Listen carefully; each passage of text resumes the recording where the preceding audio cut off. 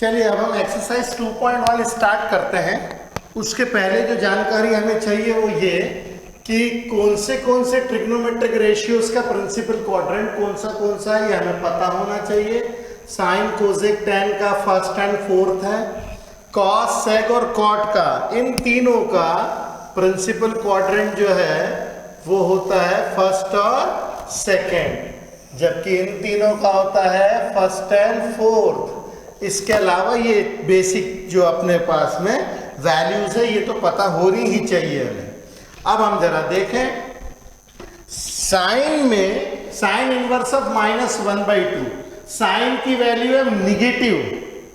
इसका मतलब हमें आंसर डिक्लेयर करना फोर्थ क्वाड्रेंट में, पक्की बात है, आंसर तो फोर्थ क्वाड्रेंट में आएगा। अब अपन देखें साइन की वैल्यू 1/2 कब होती है। साइन की वैल्यू होती है 1/2 π/6 में, तो हम इसको लिख सकते हैं sine inverse of minus sine π/6। मैंने 1/2 की जगह साइन π/6 लिखा। फिर इसको अगली स्टेप में लिख सकते हैं sine inverse of sine of minus π/6। देखो मैंने फोर्थ क्वाड्रेंट में डाल दिया, क्योंकि sine minus theta minus sine theta होता है, वही ट्रांजिशन वाले फॉर्मूले, sine minus theta minus sine theta होता है। अब देखिए साइन इनवर्स और साइन एक दूसरे के अगल बगल में आ गए, ये दोनों एक दूसरे को कैंसल आउट करेंगे और आंसर आ जाएगा हमारा -π/6। देखिए कितने आसानी से हमारा आंसर आ रहा है हमको, क्योंकि पहले से ही पता है डिक्लेयर क्या करना है आंसर, उसके हिसाब से हमने फोर्थ क्वाड्रेंट में किया।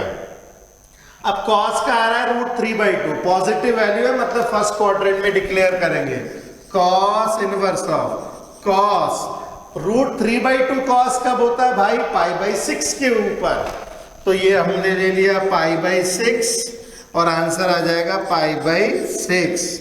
ये हमारा दूसरा।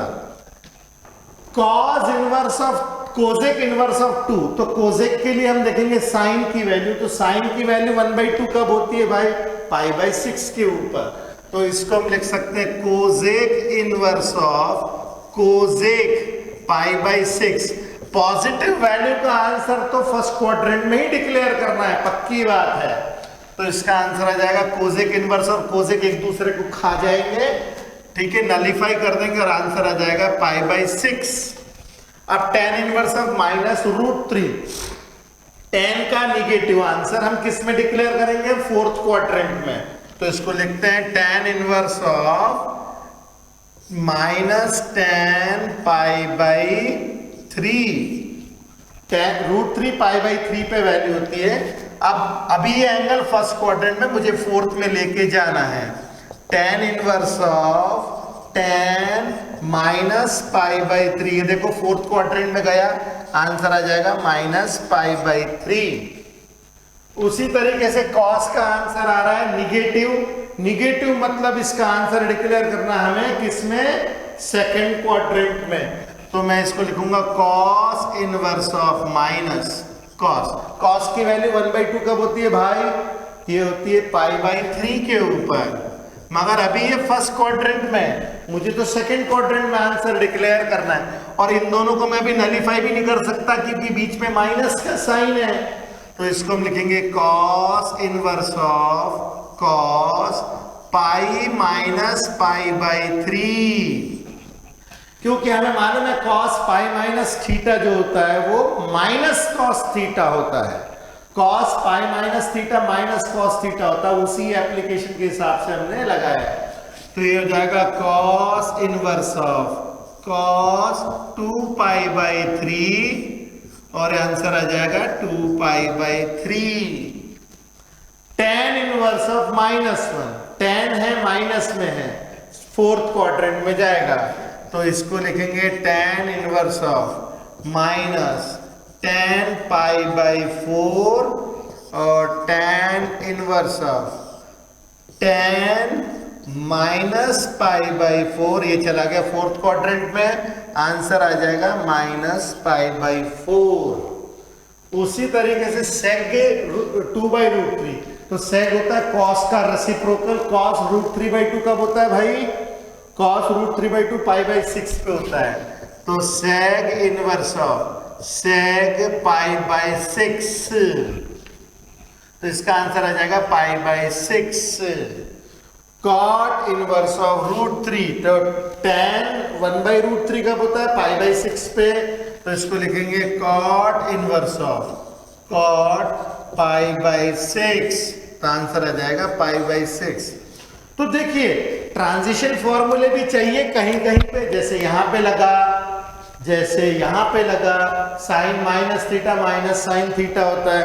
अब ये सारी बेसिक चीजें अगर पता होंगी तो हम कंफ्यूज नहीं होंगे। यहां पे मैंने यूज किया है sine of minus theta is equal to minus sine theta, वैसे मैंने यहां पे इस्तेमाल किया है cos pi minus theta is minus cos theta, मगर ये फॉर्मूले मेरे लगे हैं उल्टे, ऐसे फॉर्मूले लगे हैं। मैंने यहां पे भी ना फॉर्मूला उल्टा लगाया है, ये फॉर्मूले का एप्लीकेशन उल्टा हुआ है। ओके, तो देखिए कितने इजी क्वेश्चंस रहते हैं, अगर हमें कॉन्सेप्चुअली सब चीजें पता है तो कितने आसानी से सारी चीजें होती है ना। आप इसे फटाफट कीजिए, फिर हम आगे के क्वेश्चंस देखते हैं।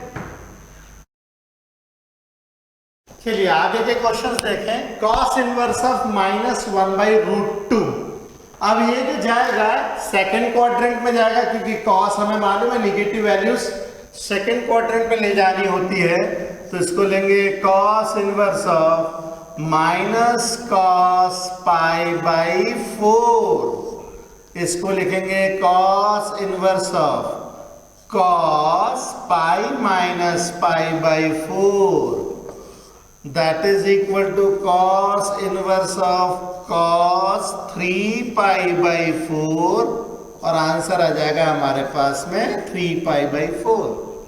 तो जरा देखिए इसके अंदर में भी हमने वही फॉर्मूला लगाया उल्टा, cos π minus theta is minus cos theta, क्योंकि हमें सेकंड क्वाड्रेंट में ले जाना था ना, तो सेकंड क्वाड्रेंट में cos का cos ही रहना है, तो ट्रांजिशन हमने x एक्सिस के लॉन्ग किया। वैसे कोसेक √2 है, तो कोसेक साइन का उल्टा होता है, साइन 1/√2 कब होता है? π/4 पे, तो ये हो जाएगा cosec inverse of minus cosec π/4, minus cosec π/4, मगर कोसेक है निगेटिव है तो हमें फोर्थ क्वाड्रेंट में ले जाना है, तो कोसेक इनवर्स ऑफ कोसेक -π/4, तो आंसर आ जाएगा -π/4। अब जैसे हमने एक एक सिंगल क्वेश्चन किए थे, अब एक ही क्वेश्चन में दो 3 आ रहे हैं, मतलब ये उसी के थोड़े से एडवांस लेवल है, जिसमें एक ही पार्ट में एक ही क्वेश्चन में कई सारे पार्ट्स दिए हुए हैं। तो जैसे tan इनवर्स ऑफ 1 होता है tan π/4 plus cos inverse of minus cos 1/2 होता है π/3 पे, plus sin inverse of minus sin 1/2 होता है sin π/6 पे, तो ये हो जाएगा हमारा tan इनवर्स ऑफ tan π/4, तो ये तो हो जाएगा हमारा π/4 प्लस, अभी ये थोड़ा सॉल्व करना पड़ेगा क्योंकि यहाँ tan इनवर्स और tan के बीच में कुछ नहीं था, तो उसने उसको नलीफाई किया, मगर यहाँ पे बीच में माइनस का साइन है, अभी नलीफाई नहीं कर सकते हैं, तो cos इनवर्स ऑफ निगेटिव है, cos को सेकंड क्वाड्रेंट में ले आना पड़ेगा, cos π -π/3 plus sine inverse of sine -π/6, कुछ इस तरीके से। अब ये एक दूसरे को नलीफाई कर सकते हैं, है ना, तो ये आ जाएगा हमारे पास में π/4 प्लस π -π/3 हो जाएगा 2π/3 प्लस, और ये -π/6 आ जाएगा, -π/6। आगे आएगा हमारा 12, इसका एलसीएम 3π प्लस 3 4 4 2 8π माइनस 6 2 2π, इसके बाद 8 में से 2 गए 6, 6 प्लस 3 9 पाई बाई 12 और ये 3 से कटेगा तो आ जाएगा 3 पाई बाई 4। ओके, अब ये वाले क्वेश्चन में देखें, ये आएगा cos inverse of cos pi by 3 plus 2 times sign inverse of sine pi by 6। ये अपने को मिलेगा pi by 3 plus 2 times pi by 6, मतलब pi by 3 plus pi by 3, this is 2 times pi by 3। तो देखिए कितने इजी क्वेश्चंस हैं। वैसे ही जैसे हमने इसमें एक एक किए थे, इसमें 3 है, एक साथ करना है और फिर इजीली सॉल्व होता है। चलिए आगे के क्वेश्चंस देखिए, ऑब्जेक्टिव बेस्ड क्वेश्चंस हैं। अब जैसे बोल रहा है sine inverse of x is equal to y। अगर sine inverse of x y के बराबर है तो y मतलब एंगल की वैल्यू हो गई, है ना। अब ये एंगल साइन के लिए हम लोग लेते हैं फर्स्ट एंड फोर्थ क्वाड्रेंट, मतलब -π/2 से π/2 के बीच, एंड इंक्लूडिंग दैट, मतलब उसे हम इंक्लूड भी करते हैं, तो y की वैल्यू -π/2 से π/2 के बीच आएगी। ये वैल्यू, ये आंसर एकदम सही है। ये तो कतई सही नहीं है, ये तो बिल्कुल ही गलत है, ये तो सोचना ही नहीं है। ये इसीलिए नहीं सोचना क्योंकि इसमें इक्वालिटी नहीं है, तो ये भी नहीं चलेगा। ओके, अगला जो है 14, इसको थोड़ा सॉल्व करना पड़ेगा। अपने पास में आ जाएगा tan इनवर्स ऑफ √3 को हम बोलेंगे tan pi by 3 minus सेग inverse of minus सेग की वैल्यू 2, मतलब cos की वैल्यू 1/2 पाई बाई 3 पे होती है, सेग पाई बाई 3। अब सेग जो है वो हमें ले जाना है सेकंड क्वाड्रेंट में, तो इसका तो आ जाएगा pi by 3 minus सेग inverse of सेग pi minus pi by 3, तो ये आ जाएगा पाई बाई 3 माइनस ऑफ, ये हो जाएगा 2 पाई बाई 3, ये हो जाएगा -π/3। मतलब इसका ऑप्शन बी हमारा एक्यूरेट है। ओके, अब उसी के ऊपर बेस कुछ क्वेश्चंस मिसलिनियस में भी दिए हुए हैं। क्या एक जैसे क्वेश्चंस हम एक ही पैटर्न में करते हैं तो एक के बाद एक ही करें तो बेहतर है। तो ये जो क्वेश्चंस जो मिसलिनियस में दिए वो भी मैं संलग्न एक के बाद एक ही कराते चल रहा हूँ। तो मिसलिनियस के जो 2 क्वेश्चंस है ये अपनी पहली एक्सरसाइज के ऊपर बेस्ड है, थोड़े से डिफरेंट है। जरा देखिए, मैं इसको सॉल्व करता हूँ। cos inverse of cos 13 pi by 6, तो इसको हम लिख सकते हैं 12 पाई प्लस पाई बाई 6। तो ये अपने को मिलेगा cos inverse of cos 2 pi plus pi by 6। Okay, अच्छा, cos 2 पाई प्लस थीटा, अपने पास फॉर्मूला है cos 2 पाई प्लस थीटा, वो cos थीटा ही होता है, फर्स्ट क्वाड्रेंट में ही आती है वैल्यू। तो इसको लिख सकते हैं हम लोग cos inverse of cos pi by 6, मतलब इसका आंसर आ जाएगा पाई बाई 6। जरा सी डिफरेंट वैरायटी है, ऐसा कुछ खास इसमें नहीं है।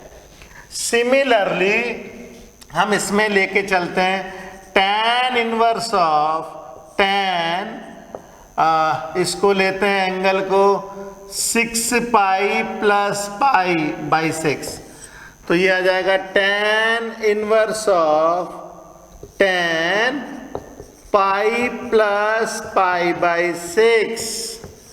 ओके, ये जा रहा है थर्ड क्वाड्रेंट में। अगर तुम देखोगे तो ये थर्ड क्वाड्रेंट में जा रहा है जहां tan पॉजिटिव होता है।